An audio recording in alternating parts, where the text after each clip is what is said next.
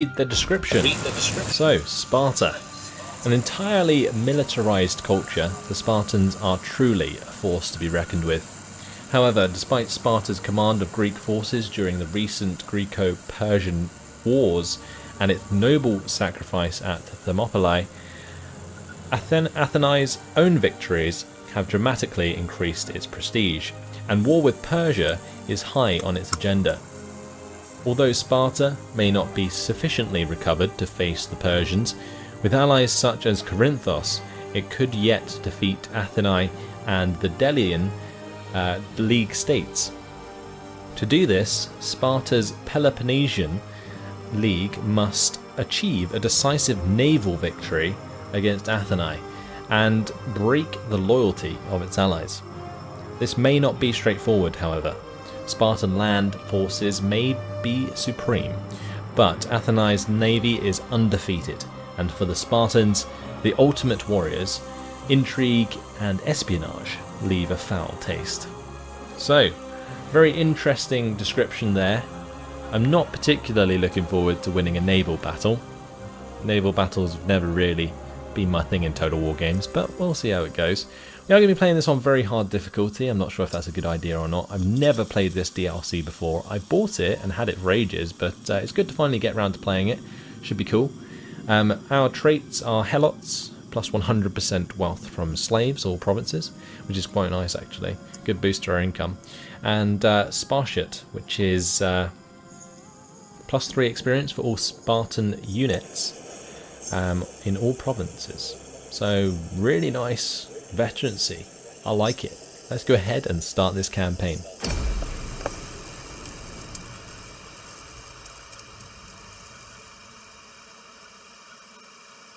"40 years have passed since our great victories over the Persians. It should have been the start of our golden age, but instead we squabble amongst ourselves. The Hellenic League, formed to take the fight to the invaders, did not last. Suspicious of the ambitions of Athena, Sparta and many other great city-states left. They were right to be suspicious. Athena has turned the league they formed into an empire under their control. It is now less a collection of independent cities and more a series of bases for their powerful navy. In the face of Athenian hegemony, Sparta has reformed the Peloponnesian League with Corinthos and the smaller Boeotian League of cities. As these two powerful groups face off against each other, war is brewing.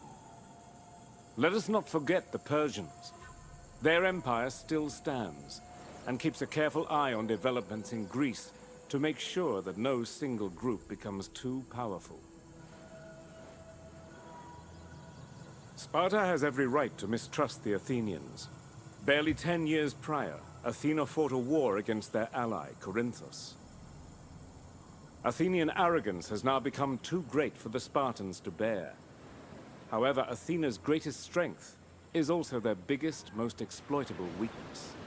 Athena's wooden wall, the fleet that guarantees their dominance at sea, is no match for the elite hoplites of Sparta. Sparta's aim is to cripple Athena on land to prevent its navy becoming too large. Since the mines at Lavrio provide much of the city's income, and therefore its shipbuilding capabilities, their loss would be devastating. Once Lavrio has been captured, Athena itself should be the next target. It is the key to dominance over all Greeks. So here we are. Quite a lengthy introduction there from our advisor. I have, like I said before, never played this campaign, so I'm going in blind, and if you guys have any sort of tips, make sure you guys let me know, because I love it when you guys really get involved and give me ideas of what to do throughout the campaigns. So our first objective issued is pretty normal, honestly. We have completely control 4 provinces, either by direct ownership or through client states and military allies. It only rewards us like 4,500, that's pretty sad. Right, let's have a look at what we want to do here. So, we have Sparta, and in Sparta we have the fires of Hephaestus. Okay. What can we recruit? we can get ourselves Spartan hoplites from the get-go with a solid XP rank of 5, which is legit. Very legit. I like that a lot. It's a lot better than these normal Spartan hoplites that we got with no veterancy. I find it odd how our initial army has no veterancy, but we can already recruit rank 5 Spartan hoplites. What kind of happened there? Anyway, it looks like a lot of these take 2 turns to produce, which is interesting. So we're going to have to be a little bit careful with that, but in general, it looks like across the board, they don't cost that much upkeep, so we could definitely afford ourselves some Spartan hoplites, I think. So much better than these Perioikoi and these Spartan youths. How many can we recruit? Wow, we can recruit loads in the same turn. I don't think I'm prepared to spend that much cash though. I think first things first, we want to jump into technology, see what's up here. So we've got the Holosideros barracks. We've already got one of those. Unlocks recruitment of Spartan hoplites and helots. This gets Skiritai and Hippias. Interesting. Let's open this tree. What are Hippias?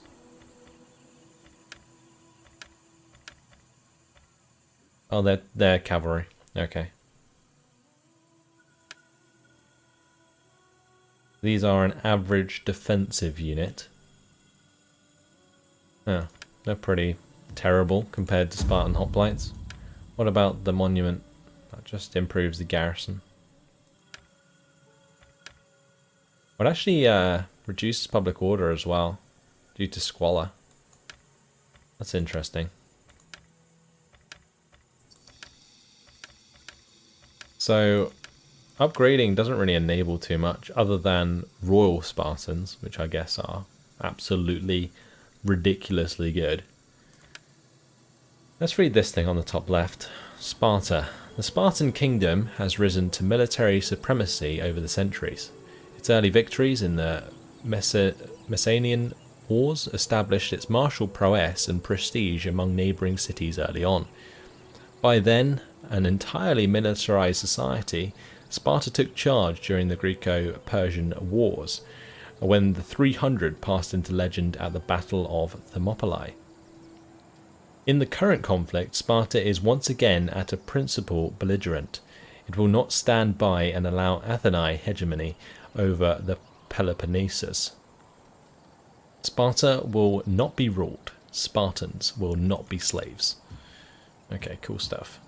Yeah, I think focusing on our income here is better first of all, because we don't seem to be in immediate danger, and we have like an entire province under our control, which is nice. This map is so spread out though. Crazy how much details on it actually, and the amount of settlements there are. Well, we have Lamia under our control. That's going to tell us something about that. That's interesting. Lamia has been occupied since the Bronze Age at least. Its position above the narrow coastal plain of Thermopylae gives it strategic value, connecting it to southern Greece and Thessaly. In the years since the war with Persia, the city has been fortified against attack. Okay. So, this must have been where the attack happened. With the 300. And that's why we control Lamia. Doesn't look very fortified to me though. It's just a minor village. Oh well. We do have a port here. I think we might want to upgrade this. We're currently suffering with public order. We can get 30 wealth from learning and plus plot 4 public order from consecrated ground, or we could go for the gathering place, which would give us plus 1 public order and 50 wealth from local commerce. What can this be upgraded into? I think I might get that, because we can upgrade it to this and that would get plus 2 public order. We'll go for a gathering post, or a gathering place.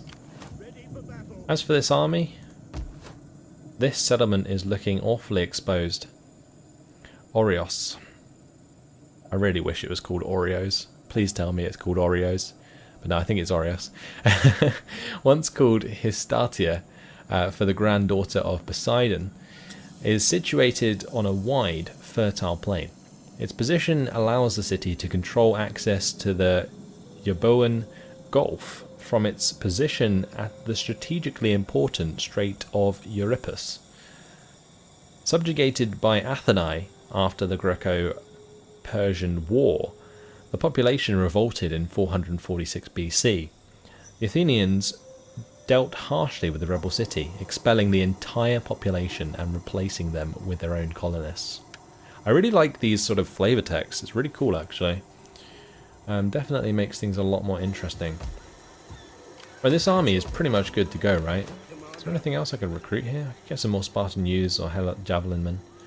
But honestly, if this is undefended, I'm very tempted to go for that attack. But it might be worth getting military access through the Thessalian League here.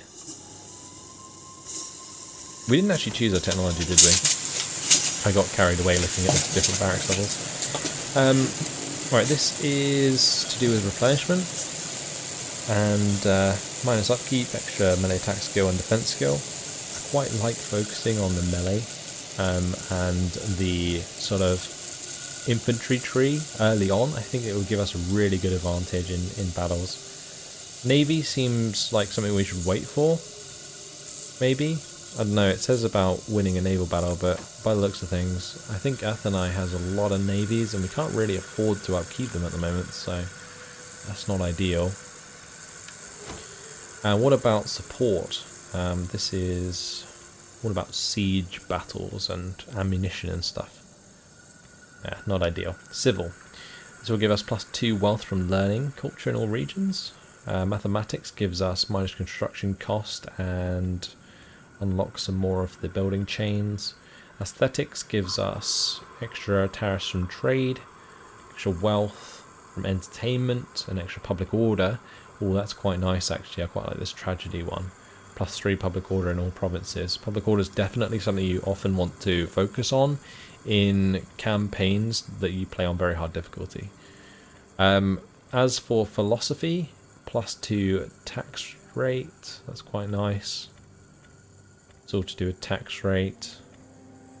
It's +3 public order all provinces. Really tempted to go to tragedy.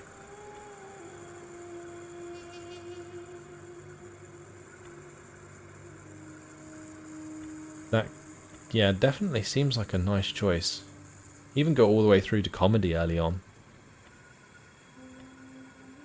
I really love the amount of flavor texts that there are on all of these things. I would read through all of them, but unfortunately I feel like that would be quite boring. We're going to focus, I think, on maybe these army developments early on. I don't think I need mercenaries, so we're just going to go towards a military settlement and get those melee attack and melee defense skill upgrades. Then maybe go through to phalanx drill, and then what we're going to do is go towards like aesthetics, I think it was, yeah, and get the tragedy and comedy stuff. Okay, cool. So that's technology sorted. Let's have a look at diplomacy. So the Aetolian League, might be worth just trying to trade with them if we can. Let's see what they say about that. But may Athena strike us all dumb if we speak anything but truth in our deliberations. Might be worth getting military access as well, just so that I can move through here from our settlements down south. Will you give me some money for that? Okay, they will. That's With good. these words, you bring. What about Argos? They're in my way as well, but I don't think I need to fight them right now. Here and speak as you wish, without fear of consequence or danger. Military access trade agreement and payments. Okay, good. It's given us 1,000 already. They're very friendly with us as well, which may allow us to get military alliance. I am honored to receive you. Not yet. Maybe in a couple turns or so. Non-aggression pact might be a good idea, just to secure some more loyalty. I had hoped you thought better of us. Since we have military access, maybe we could... Yeah, I think we'll take a non-aggression pact. How far have we got to go? So all our troops are down here in Sparta. If we move up through the Argos land to Corinthos, we can move straight round to Athenae. Or we could maybe push on to like Laurian. It was said that was important for getting rid of the naval buildings. I think we should also maybe head towards Chalcis. What's it saying about that? Powerful trade city, metalwork and pottery from the island of Chalcis has spread right across the Mediterranean. From its position north of Athenae, Chalcis has founded over 30 cities across the Peloponnesus since the 8th century BC, even giving its name to the region. The city is part of the Delian League in name only, having been garrisoned after its botched war with Athenae. Chalcis' ruling aristocracy were banished as a result, replaced by a puppet government. Might be worth just sort of cutting across and going straight for that, actually. Gain control of this province. I think that would be quite nice. Maybe that'll be my first idea. Got 2 armies here. Not very high veterancy. I don't like that at all. There's just so much stuff to decide in this campaign. I didn't expect it to be this complex. I thought it'd be like a simplified version of the normal Rome, but no, there's just much stuff to think about, and honestly, it's kind of a good thing. Let's maybe talk to the Thalassian League up here. Enter, friend, and speak. Trade agreement We is surely low. have much to discuss, and perhaps I much really to want that agree. military access. Maybe we offer them a bit of cash for that?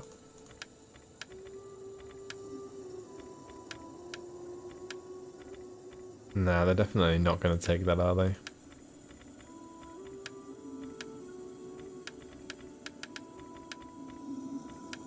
I'd have to pay a heavy price to get a non-aggression pact. Can we jump onto water? Because the thing I'm thinking here is I can't attack Orios without going through the Thessalian League. Pharsalos. Pharsalos is thought to be the home of Peleus, Achilles' father. As one of Thales' key cities, it fought in the Greco-Persian wars alongside Athenae. Okay, so that's why they don't like us that much, because they're kind of allegiant towards Athenae. Right. I want to kind of go on the water here, but I feel like it could be a bad idea. Oh, damn it. I didn't mean to close that flavor text. It's always nice to read up on those.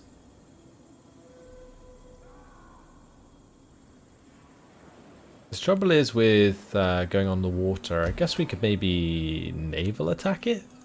That's actually a shout. Yeah, maybe we could naval attack it. Embarking. Your next command. Yeah, we'll try that. We'll try that. We'll go for a naval attack. Okay. Back to diplomacy. Let's get non-aggression pacts with these guys.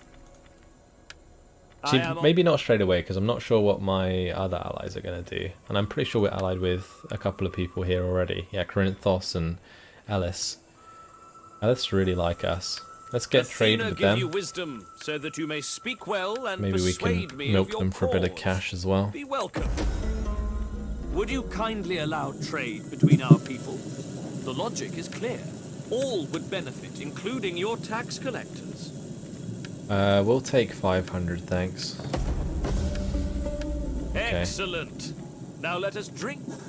What about Epiros up here? Be welcome. Trade? If I can give you a fair answer, you will have it. No. Anyone else who wants to trade? Ooh, Crete might be a good idea. Or Macedon as Be well. welcome. If I can give you... Nope. Try Melos. I am honored to receive this embassy. Moderate. We do that. Greeks are a realistic folk. We Greeks. As if we're not Greek.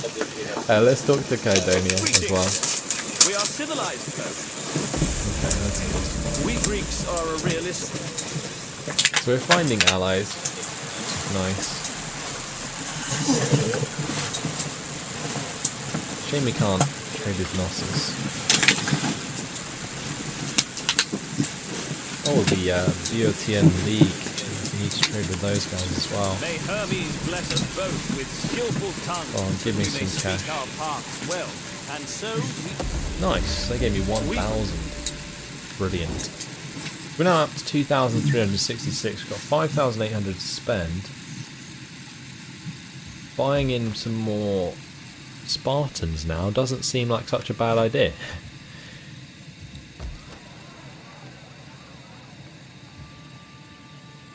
Now it does seem that my capture is lagging a little bit, so I apologise about that. I will try and fix it in the next episode, but in the meantime, let's have a look at our buildings here. I think upgrading the village marble pit would be a good idea. I think that reduces construction costs by 10% across the board, which is really useful. We can also expand these cities, so we may as well do that. This is a village with a lead mine that improves sanitation. I think I might put a gathering place there.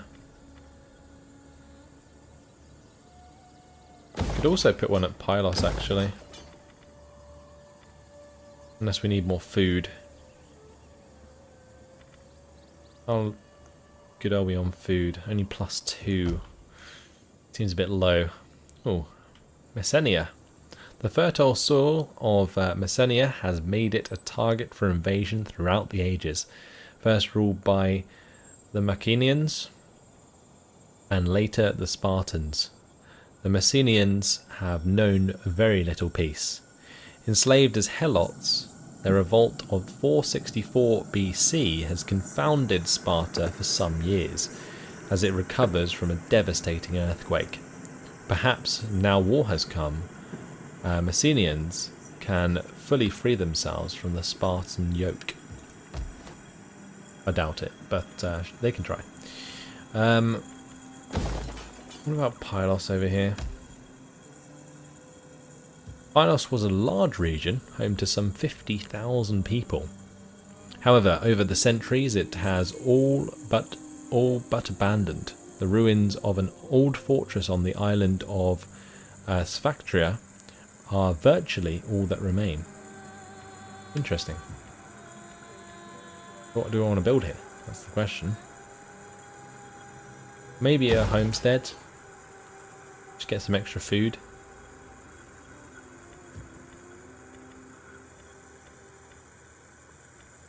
It also gives us 100 wealth from subsistence, which is nice as well. Might upgrade this trench mine as well. Well, upgrade this to a trench mine. Or we could just spend the rest on building Spartans, which I kind of feel is like the better choice. Ooh, we can get some spies as well. So much stuff we can do. Ooh, and an edict. What are the edicts like in the Sparta DLC? So we have tax harvesting, which is pretty simple, plus 15% tax. We got party loyalty, which is plus 10 loyalty to political party ruling this province. Then we have bread and games, plus 4 food and public order. Then we have commercial stimulation, plus 20% wealth from all commerce buildings, reduces slave population decline. Noble philanthropy, which is minus 10% building construction costs, minus 15% unit recruitment costs and building costs for ships, minus 25% mercenary hiring costs. I'm not sure mercenaries are ever a good idea, really. Let's just go for tax harvesting for now. But saying about the political party thing makes me think I have to go into the factions, and I really hate the political system in Rome too. Maybe because I just don't understand it. But yeah, it just kind of annoys me more than anything. Like, look at these guys. -9 loyalty. It's probably just for no reason whatsoever. Just because they thirst for power. Great. And Patriot, what does this do? -5 loyalty for every enemy army present on the player's territory. Like, how are you supposed to get around that? I guess you get quite a lot from Traditionalist, which is probably pretty easy to do in Greece, actually. Securing the loyalty seems like a good shout. Oh, wow.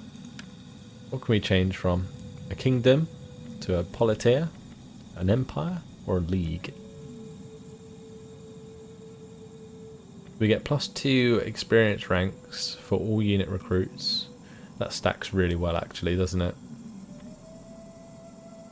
This 20% research rate is nice, though.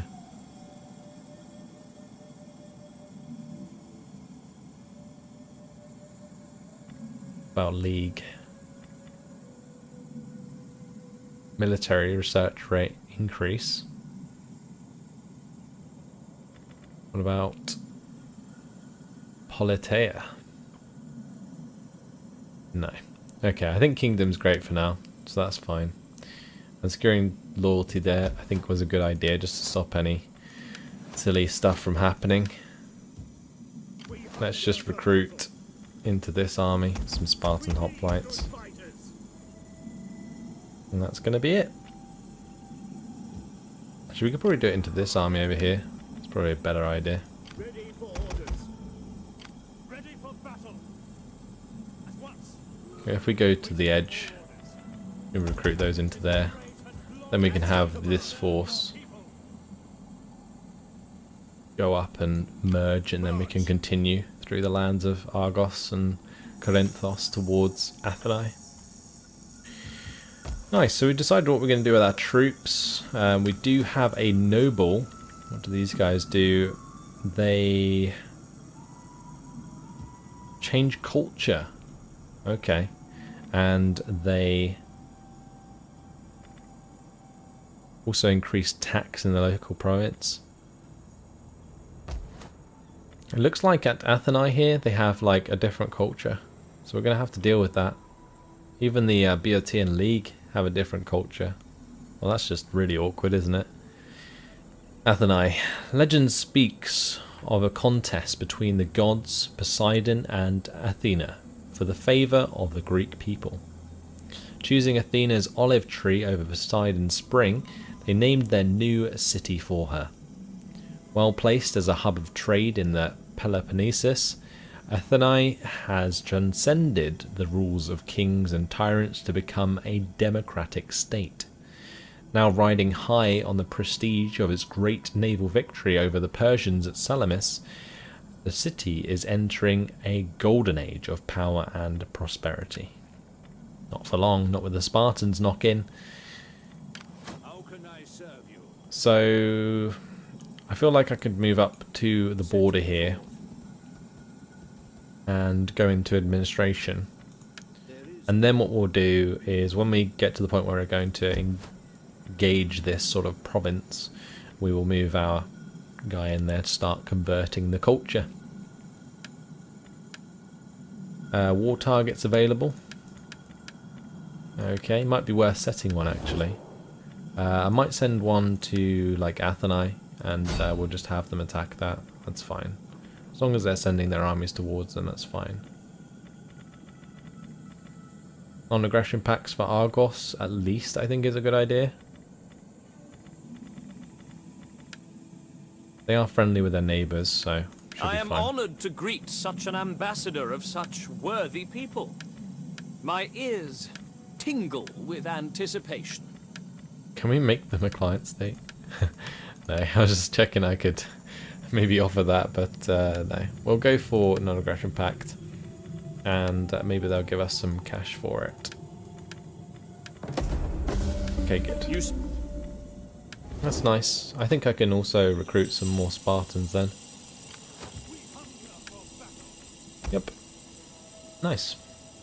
And that, guys, has unfortunately been my time. So An interesting start to the campaign. I think it was possibly a lot more complex than I expected it to be, and that kind of caught me off guard. But I really love the flavor text, and I hope you guys do too. It's definitely very interesting, a sort of zoomed in perspective of Greece here with loads of different settlements, which is really nice. We're going to be looking at a naval invasion possibly in the next episode at Orios,